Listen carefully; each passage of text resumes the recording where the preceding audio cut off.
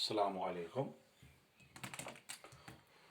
तो बेटा अभी हम कैपेसिटर पे न्यूमेरिकल्स कर रहे हैं। तो इन्हीं न्यूमेरिकल्स को हम आज और आगे बढ़ाएंगे।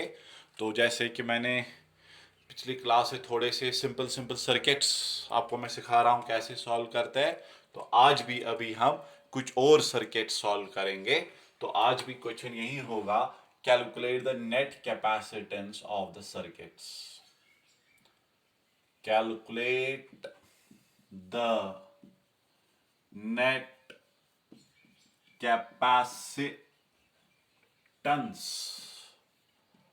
of the circuits given. So I will take the first circuit like this.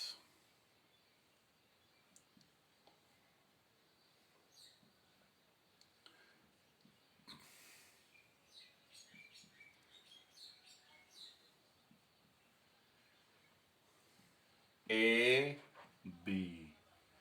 This is 2 microfarad, 1 microfarad, 3 microfarad, 6 microfarad. You have to find, पहले यही चीज है, capacitance between A and B. तो देखिए बेटा, सिंपल है। तो जैसे कि मैंने कहा, जब भी आपको किसी सर्किट की नेट कैपेसिटेंस ढूंढनी होगी, पहले देखा करो किन दो टर्मिनल्स के बीच में हमें ढूंढनी है। तो जैसे कि क्वेश्चन कह रहा है इधर, find capacitance between A and B. तो जिन दो टर्मिनल्स के बीच में आपको ढूंढनी है, आप उन्हीं दो टर्मिनल्स को सेल के साथ जोड़ दो, ऐसे। शाबाश। अब देखिए यहां पर आपको ए से देखना है बी तक। ए से मैं जा रहा हूं, तो इधर पाथ जो है वो डिवाइड हो रहा है। इसका नाम मैं रखूंगा पी, इसका नाम रखूंगा मैं क्यू। ये बना इंटरनल टर्मिनल, और I can say internal node, internal terminal. इसको कहते हैं मेन टर्मिनल, जिसके साथ सेल लगा के है। तो अगर सर्किट में बेटा इंटरनल टर्मिनल एग्जिस्ट हो रहे हैं, इंटरनल टर्मिनल का मतलब वो पॉइंट जहां पर और कनेक्शंस निकलते हैं। देखिए यहां से एक ही तार आ रही थी, एक ही वायर आ रही थी, इधर अब दो पाथ्स हो गए। ठीक, तो याद रखो बेटा, जब सर्किट में इंटरनल टर्मिनल एग्जिस्ट होगा, जब सर्किट में इंटरनल टर्मिनल एग्जिस्ट होगा, पहले आप उन्हीं इंटरनल टर्मिनल्स को सॉल्व करो। यानी पहले हम बताएंगे पी और क्यू के बीच में कितनी कैपेसिटेंस है। तो अगर अब हमें ए और बी को फिलहाल भूल जाओ, अब आपको पी से क्यू तक जाना है। पी से क्यू तक जब आप जाएंगे तो दो पाथ्स हैं, ये पाथ भी पी और क्यू के बीच में, ये भी। तो जब ऐसा होता है तो ये पैरेलल में होते हैं। तो हम लिखेंगे here 3 microfarad and 6 microfarad are in parallels. तो अगर ये पैरेलल में हुए तो इनकी कैपेसिटेंस निकली 1/3 प्लस 1/6। सॉरी, पैरेलल में सिंपल सम है। इनकी कैपेसिटेंस निकली 3 प्लस 6 दैट इज 9। अब मान लो आप ये दो हटाने हैं, अब उधर एक ही कैपेसिटर है। यानी अब अगर आप सर्किट को और एक बार बनाएंगे, ऐसे बनेगा ये। गौर से बेटा देखो, ये रहा ए, ये रहा बी।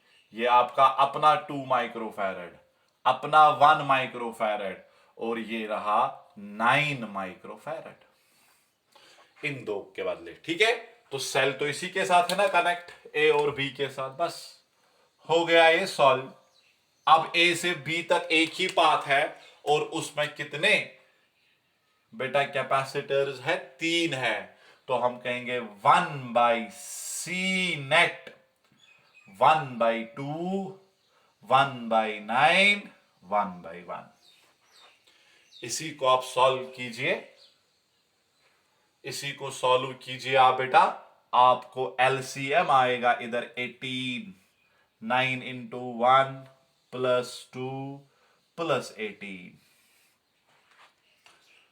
तो ये बेटा कितना आएगा, शाबाश, 1/c नेट कितना आएगा हमें, 1/c नेट आएगा आपको 29/18।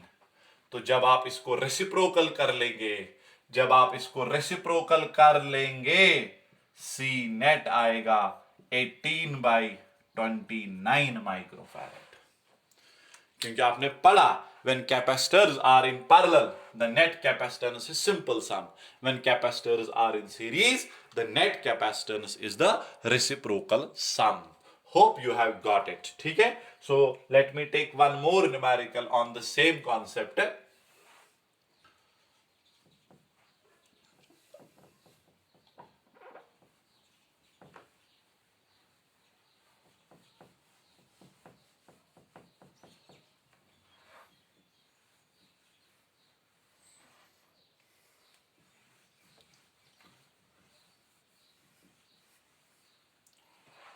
तो और एक सर्किट में लूंगा बेटा इधर, like this.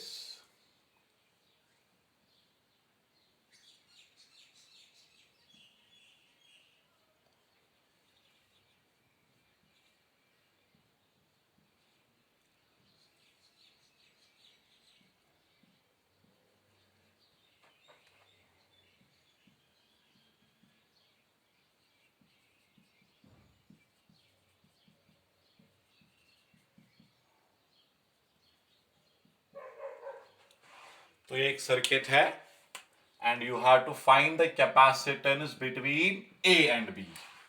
This is important to see first of all कि between which terminals we have to find the capacitance. तो अगर A और B के बीच में कैपेसिटेंस ढूंढने तो आप A और B के साथ सेल जोड़ दो। जब आपने सेल जोड़ दी, अब आपको A से शुरू होकर B तक पहुंचना है। Let us now survey the circuit. This is very important. देखिए, A से आप जाएंगे, यहां मसला बन रहा है, यहां पे क्या हो रहा है, फर्दर दो कनेक्शंस आ रहे हैं, तो ये इंटरनल नोड बन गया। ठीक, तो जब सर्किट में बेटा इंटरनल नोड्स बनते हैं, जब सर्किट में बेटा इंटरनल नोड्स बनते हैं,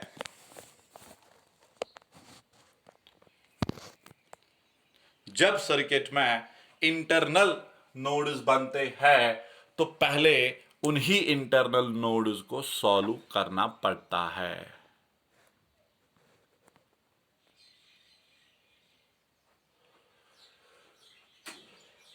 तो पहले अब आपको P और Q को सॉल्व करना है। तो देखिए बेटा, आप P से Q तक कितने पाथ्स है हमें, देखिए P से आप जाएंगे ऐसे,